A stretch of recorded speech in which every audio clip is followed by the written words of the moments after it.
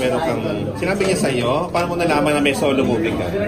Sinabi niya sa akin, kasi may gagawin tayo. Title pa lang. Uy, ito. Dalawang kwento dito. Kailan niya sinabi? Tagal na eh. Sa kanya galing yung concept? Gusto niyang gawin pelikula talaga yung Boy Tokwa? Oo, kasi kinikwento rin sa kanya nila ng Tita Kichi na yung asawa ni Tita Kichi.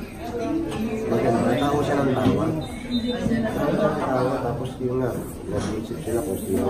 Kaya sige, gagawin ko yan, gagawin ko. Kaya akala ko binibiro lang ako ni Kichi sa mga tutuluyan pala talaga at may project pala.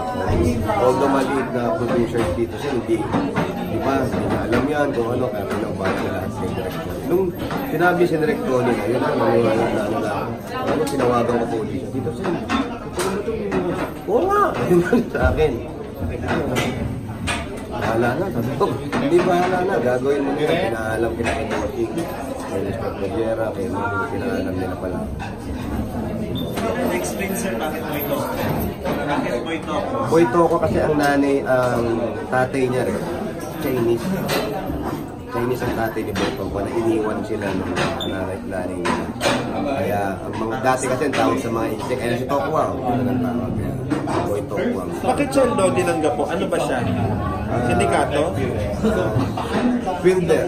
Swinder. Ng kapo. Tinutulong niya rin naman yung mga perang nakukuha. May ganun siyang ano, parang Robin Hood Kevin. Robin Hood, pero mga binabanatan niya, mga foreigner, kasi time ng London yung base yung base sa kapo. Yun ang mga hanggat makapasok ko sa loob ng kapo. Magaling ang bulaga sa ito. Mas marami kang drama scenes dito. Medyo, no? Nabi ko nga, mas nung bandang uli, parang drama na yung nangyari.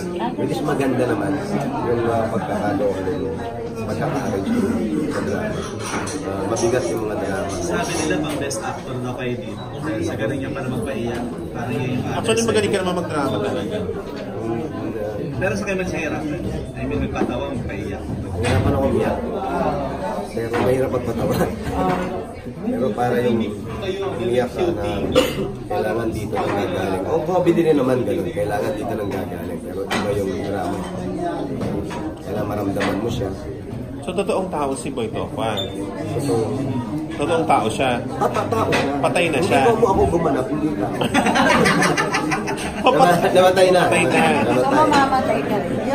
Yung pagkamatay ni Boy Tokwa, yun yung magandang part. Bakit siya namatay? Anong naging dahilan ng pagkamatay? Ano, matay ka dito? Namatay siya. Tapos may love scene ka, di ba, with the foreigner? Oo, ayoko. Siyempre lang, kilala mo ako, di ba? Tapos ano po yung pag-shoot na eksena? Ano? Masaya yung pag-shoot na eksena ng love scene? Hindi, wala. Puro daya lang yung ginawa namin. Siyempre, yung ka-eksena ko kasi Sino ka eksena mo? Foreigner? Mga model. Model. European na. Uy, ano sabak yan sa tukaan. Walang pinapatawad yan. Oo. Ayaw nga ba? Hindi ko lang... So, yun nga, hindi ko anong maging bida, kaya kailangan ako sa mga... So, tumanggi ka sa kissing scene? Oo. Ay, grabe. Iba ko lang. Hindi nga. Meron ba dapat? Juicy. Meron. Oo, kasi honeymoon eh. Oo, di ba? Oo eh, meron. Pero hindi kayo yung umayaw dahil... Oo, di ba? Mayroon paniwalaan, di ba? Pero yun talaga, hindi ko lang talaga siguro yung lumabas ng gano'n na may halikan. Wow! Wholesome? Ano ko naman ako? Anong reaction niya, no? Ni na Bossing, ni na Wally at Pao? Tutuwa naman sila. Kahit sila excited na rin. Sa pananoorin niyo sila, sir, magpapaplock screening kayo para mapanood naman ng Dabber Cats yung... Wala akong ganun malaking pera. Hindi, Kuripot siya, no? So, walang plano para mapanood ng mga Dabber Cats Hindi ko alam kay Tito Sen. Mga si Tito Sen.